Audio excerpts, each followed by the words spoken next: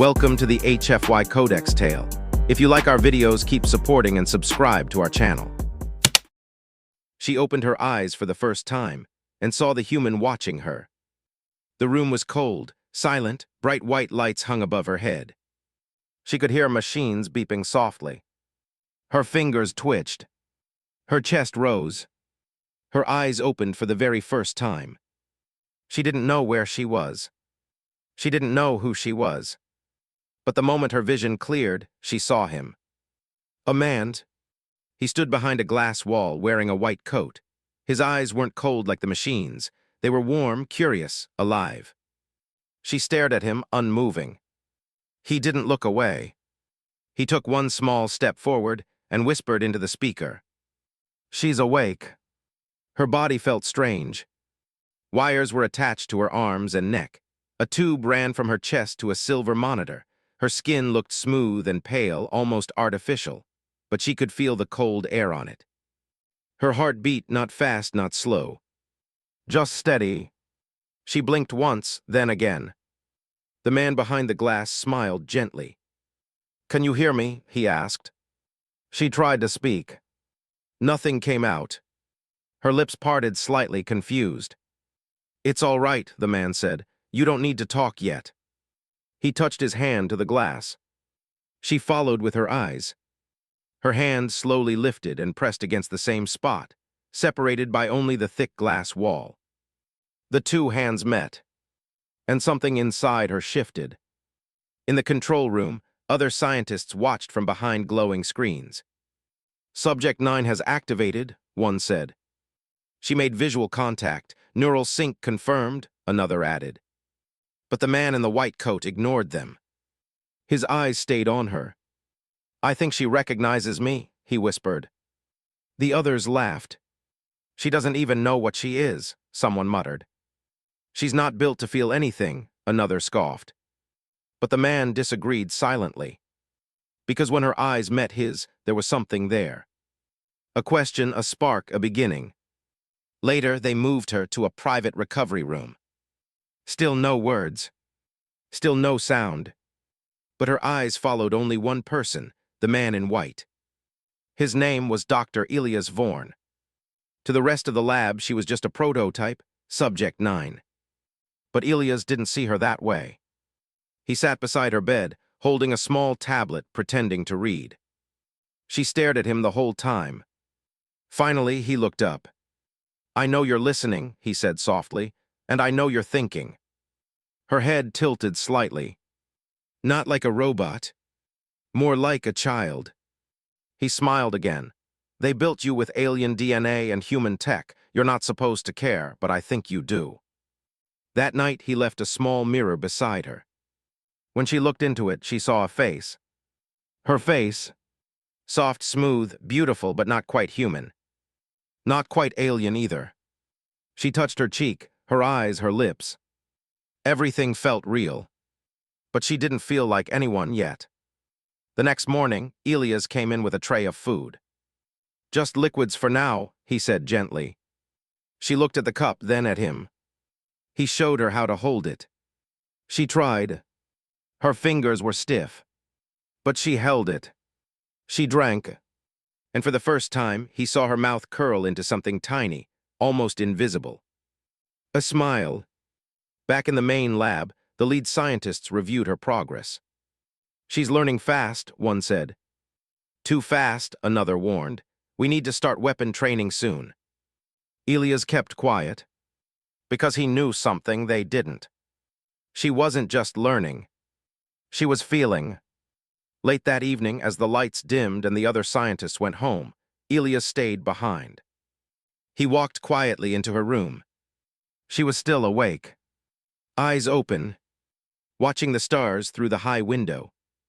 He pulled up a chair and sat beside her. For a while, they didn't speak. Then he said quietly, "You're not a number." She turned her head. "You're not Subject 9, he said. "You're more than that."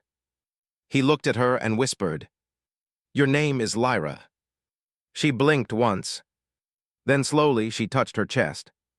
And for the first time, she pointed to herself. Lyra, she said, barely a whisper. It was the first word she had ever spoken, and she chose it herself. Elias smiled, eyes shining.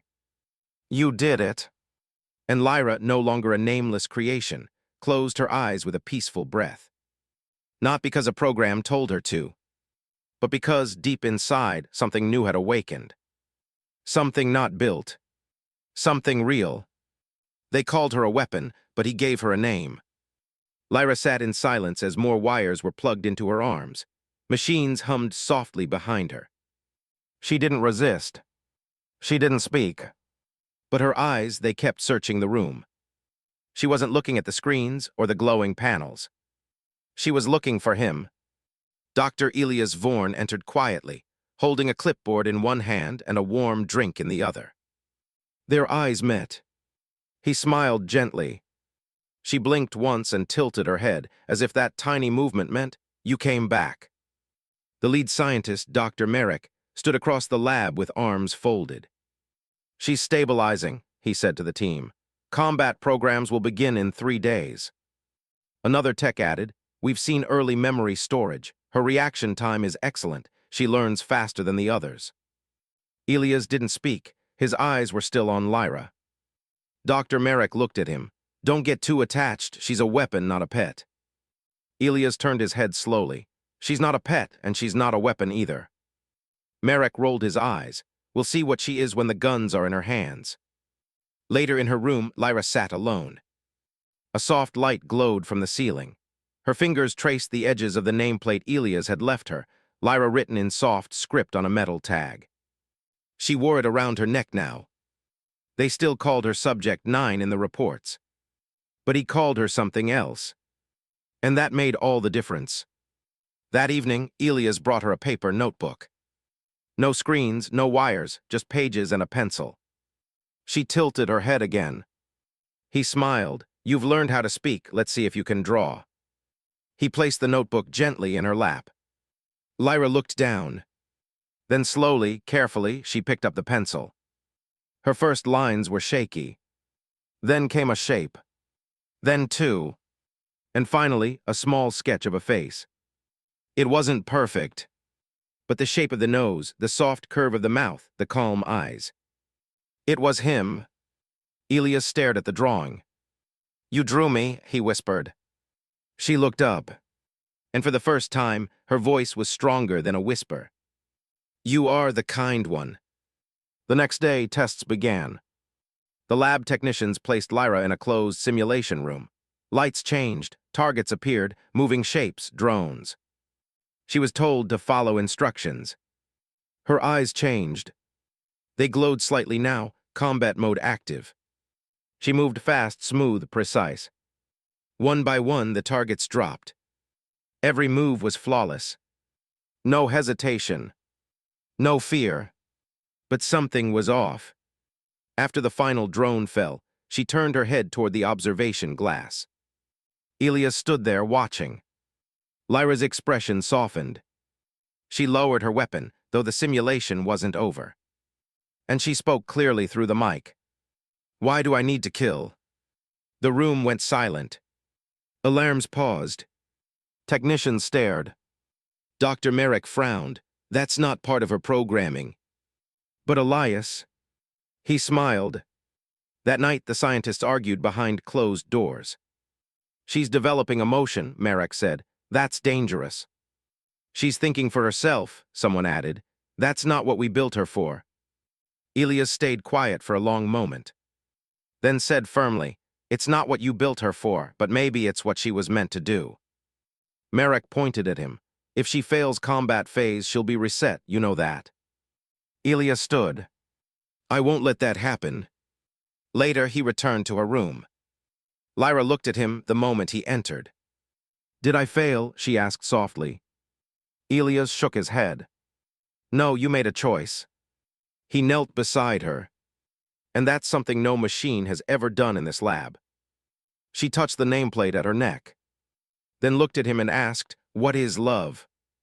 Elias didn't answer right away. He looked into her eyes. Then whispered, maybe I can show you. She protected him during a test, and the scientists got scared. Lyra stood in the middle of the test chamber. Cold lights flickered above her head. Drones buzzed in circles, waiting for the signal to attack. Outside the glass wall, the scientists watched silently. She wasn't alone today. Dr. Elias Vorn stood beside them, clipboard in hand, his face calm but focused. He didn't like this test. And he wasn't alone. Neither did Lyra. A voice echoed through the speaker, "Begin simulation." Without warning, the drones moved fast. They shot low, stun pulses, harmless to soldiers, but dangerous to people like Elias who weren't built for combat. Lyra raised her arms. She dodged the first pulse, then another. Her body moved with perfect precision. The drones adjusted. Their programming shifted to unpredictable. One of them turned too far. It fired toward the glass wall, straight at Elias. Everything slowed. Elias flinched. The others gasped. But before anyone could move, Lyra leapt. She wasn't trained for this. She wasn't told to protect. But she did. She jumped in front of the glass. The stun blast struck her shoulder hard. She fell to her knees. But she didn't stop. She stood again, eyes glowing, fists clenched. And she attacked. The drones didn't stand a chance. She moved with rage. Not like a machine. Like a person defending someone she loved. One by one, she smashed them from the sky. No elegance, no programming, just instinct. The last drone hit the wall and sparked into smoke. Then the room went silent. The door opened. She walked out, chest rising and falling fast. Elias stepped forward, but the guards blocked him. She looked straight at him. Her voice was sharp, full of something new. "They tried to hurt you." The scientist stared at her in shock. She wasn't supposed to care. She wasn't supposed to protect. Dr. Merrick stepped forward, angry. That was not part of her protocol. Elias shouted back, "That's because she's not following code anymore." In the security logs, they wrote, Subject 9 displayed emotional response. Protected non-military personnel. Combat behavior shifted. Risk level high. Merrick held a meeting that evening. "She's unstable. This proves she's dangerous." One scientist asked, "Or maybe she's becoming real." Merrick slammed the table. "She's not human and she never will be." But in Elias' private report, he wrote, "She felt fear. She felt anger. She chose to defend. She's not failing the program. She's outgrowing it." Later that night, Elias came to her room. She was sitting quietly, staring at the bruise on her shoulder where the drone had hit. He didn't say anything. He sat down beside her. She finally spoke, her voice soft. "Did I do wrong?" Elias shook his head slowly. "You did what no one asked you to do. You protected someone, you felt something." He looked into her eyes. "You were brave." She touched her shoulder gently, then looked at him. "I didn't want you to disappear." His heart ached at the words. She wasn't supposed to form bonds. But she had. She wasn't supposed to feel pain. But she did. She wasn't supposed to love. But maybe. She was starting to. Outside her room, 2 guards stood whispering. She took out the whole drone set for him. "What do you think they'll do to her now?" No one had the answer. But inside, Elias knew one thing for sure. He had to protect her now, just like she had protected him. They tried to reset her mind, but she whispered his name. The door to Lyra's room didn't open that morning. Instead, guards came. 4 of them. They didn't speak. They simply entered and pointed toward her calmly, like she wasn't a person, just a system that needed repairs. Lyra stood still, unsure. "Where is Elias?" she asked. No one answered. They grabbed her arms. She didn't fight. But her eyes, they searched the hallway as they dragged her away. In the control chamber, Dr. Merrick watched from behind a thick glass wall. His voice was cold. "She's developed attachment, emotion, disobedience. We're shutting it down. She's not a machine anymore. Elias said, his voice shaking. You can't just erase her. She's not a girl, Marek snapped. She's a project gone wrong. Elias stepped forward. She's not wrong, you just don't understand what she's becoming. Marek didn't care. He gave the order, begin the reset. They strapped Lyra to a silver table, wires connected to her head. Blue lights circled her arms. Her eyes darted around the room. Machines hummed. A countdown began. 60, 59, 58. She could feel something pressing inside her head, cold, blank, empty. She remembered her name. Lyra. She remembered the stars she used to watch from her window. She remembered his voice. You're not a number. She remembered his hand on hers. His smile. His words. Maybe I can show you what love is. The machine beeped louder. 30, 29, 28. Tears, real tears, slid down her cheek. The scientist outside didn't notice. Elias ran toward the door. Stop the countdown, he shouted. She's not ready, she's scared. Security, Marek called. Remove him. 2 guards blocked Elias. He shouted through the glass. Lyra, listen to me. She blinked. Her eyes slowly moved toward him. The glass muffled his voice. But her lips trembled. 10, 9, 8. Then her lips moved. The microphone near her mouth caught one sound. Elias. The machine stopped. The light flickered. Red warning signs filled the screens. Reset failed, conscious link active. All the scientists stared at the monitors. She resisted the wipe, one whispered. She stopped it. Marek's face turned pale. That's impossible. Elias' voice was quiet now. No, that's love. They rushed to her side. Elias got there first. Her eyes were open, dizzy, weak, but alive. He held her hand. You remembered me. She nodded slowly. I didn't want to forget you. Later in her room, Elias sat beside her bed. Lyra's voice was soft. They tried to erase everything. He nodded, but they couldn't erase your heart. She looked at him. I was created to be empty, she said, but now I feel full. He took her hand gently. You're more human than any of them. She whispered, because of you. And this time, she smiled not from programming, but from something real. Outside the room, Dr. Marek watched the camera feed. His jaw was tight, his pride broken. She's too far gone, he said. She's not ours anymore.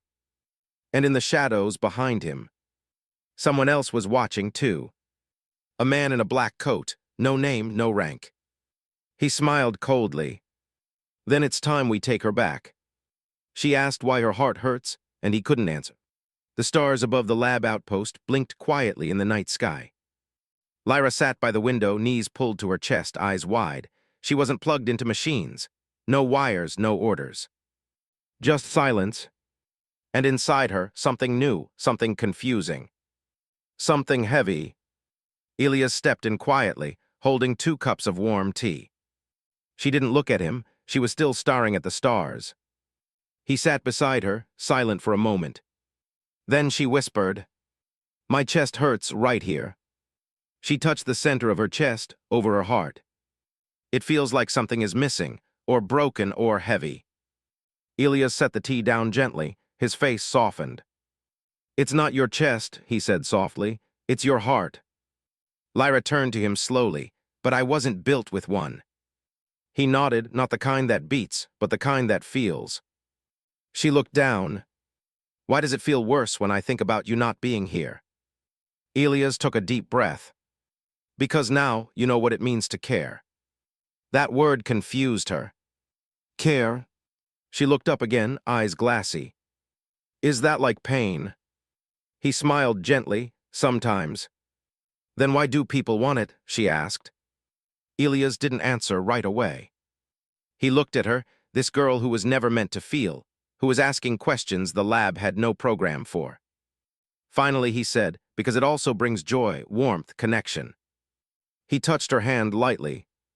It means you're no longer alone. Lyra looked down at their hands. Her fingers moved slowly, wrapping around his. I don't want to be alone, she said. Then you never will be, Elias promised. The room went quiet again. But this time not empty. It was peaceful, full, like something invisible had just been built between them, stronger than wires or walls. The next morning, Lyra stood in front of the mirror. She touched her face, her eyes, her chest. She wasn't sure who she was yet. But she knew one thing. She was no longer a project. She was someone, and her heart, whatever it was, belonged to him. But peace never lasted long in places like this. In the command center, alarms started blinking red. Unknown shuttle approaching. No identification, no response. Dr. Merrick watched the screen. They're here. Elias turned sharply. Who? The ones who funded Project 9, Merrick said darkly. The private sector, the real owners. They're coming to take her, he added.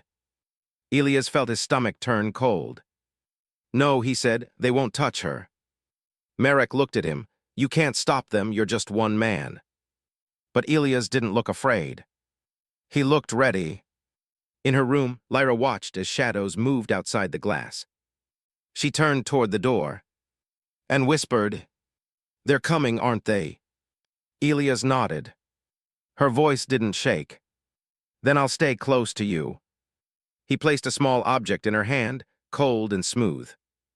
It was a necklace. Simple metal, but on it was carved one word. Lyra. She held it tightly. Will it still hurt? She asked. Elias nodded. Yes, maybe even more. She smiled softly. Then I'm ready. The soldiers came to take her back, but she chose to stay with him. The shuttle landed hard on the platform. No welcome, no warning. Its sides were marked with a black insignia. No nation, no flag, just a symbol of ownership. The people who built her had returned to claim her. Inside the lab, Elias moved quickly. He grabbed the emergency pack, swiped a security badge, and pulled Lyra toward the hidden elevator. We don't have much time, he said. They'll come straight for you. Lyra didn't move. Then let them, she said softly. Elias stopped. What? Her eyes were calm but firm. I don't want to run, not anymore. You don't understand. These men don't negotiate. They don't feel. Lyra looked at him, her voice steady. Then they'll learn what feeling looks like. The elevator door slammed open. Security bots powered down as the black-clad soldiers entered. Their leader wore a helmet and a blank mask. He spoke into a speaker. Return the subject now. No emotion, no warning. Just a command. Lyra stepped into the center of the hallway, alone. Elias tried to stop her. Lyra, wait. She looked at him once. You gave me a name, she said. Now let me protect the person who gave it to me. The soldiers raised their weapons. Subject 9, stand down. Lyra didn't move. Come with us or be forcefully reset. Still, she stood tall. And then softly, she said one word. No. One soldier stepped forward. Elias shouted, don't touch her. But it was too late. The man reached out, and Lyra moved. Fast. She caught his arm, twisted it behind him, and flipped him over in one motion. Another raised a shock baton. Lyra grabbed it mid-swing, broke it in two, and tossed it aside. She didn't attack to kill. She didn't want revenge. She just wanted one thing. Freedom. And freedom had Elias' face. The masked leader stepped forward now, slow and confident. You were made to follow orders. Lyra's voice was clear. I was made to feel nothing, but I do. You belong to the program. She took another step. I belong to no one. You're an asset. She clenched her fists. I'm a person. Then behind her, Elias stepped beside her. No weapon, no armor. Just his voice. If she goes, I go. The soldiers paused. The masked man tilted his head. You'd die for her. Elias nodded. No, Lyra said. She turned to Elias. You won't die for me, you'll live with me. The masked man raised his hand for the kill order. But Lyra's eyes flared. She moved like light, disarming, disabling, dodging. By the end of it, 4 soldiers were down. And the leader, he backed away. Not from fear, but from understanding. Because in her eyes, for the first time, he saw not a weapon, but will. He gave one final warning. This isn't over. Lyra stared at him. Then come back when you're ready to talk, not command. The shuttle lifted off moments later. No more threats. Only silence. That night, Lyra and Elias sat on the roof of the lab, looking at the stars. The wind was soft. The sky clear. He looked at her full of quiet awe. "You didn't just save me," he said. She shook her head gently. "No, I chose you." He held her hand. And for the first time, she didn't ask why it hurt. Because it didn't. Not anymore. She was built without a heart, but now it beats for him. The lab was empty now. The machines were powered down. The wires were cold. The rooms that once echoed with commands and metal footsteps were silent, except for 2 people. Lyra stood in the same place where she had first opened her eyes. The silver bed, the cold lights, the machines that named her Subject 9. But this time, she wasn't the same. And she wasn't alone. Elias stood beside her. They looked around the room together. "Feels smaller than I remember," Elias said softly. Lyra nodded. "That's because I've grown." They walked slowly through the corridor, no longer prisoners, no longer test subjects. Just 2 people who had survived something that was never supposed to create love. In the transport hangar, a small ship waited. It wasn't big, it wasn't powerful. But it was theirs. Elias placed a small bag inside, tools, maps, a photo of Earth. Lyra stood quietly beside him, looking at the sky through the open roof. The stars blinked like soft lights in a giant sea.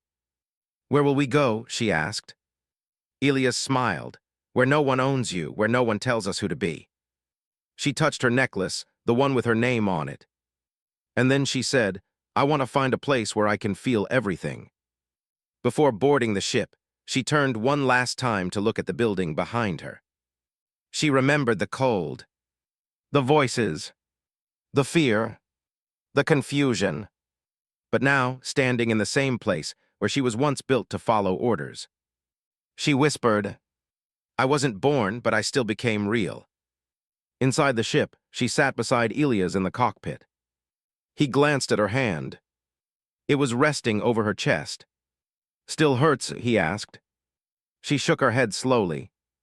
"No, not pain, something else." He leaned closer. "What does it feel like?" She looked into his eyes and smiled softly. "Like something is alive inside me, and it only beats when you're near." The ship lifted gently into the sky.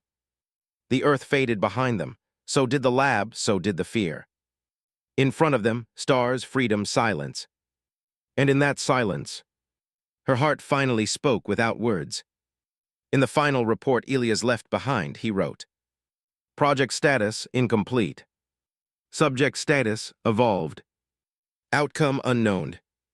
Final observation, she was built without a heart. But I watched it grow. Far from Earth in a quiet corner of the galaxy, 2 souls, one made, one born, drifted among the stars. Not as weapon and creator, but as equals.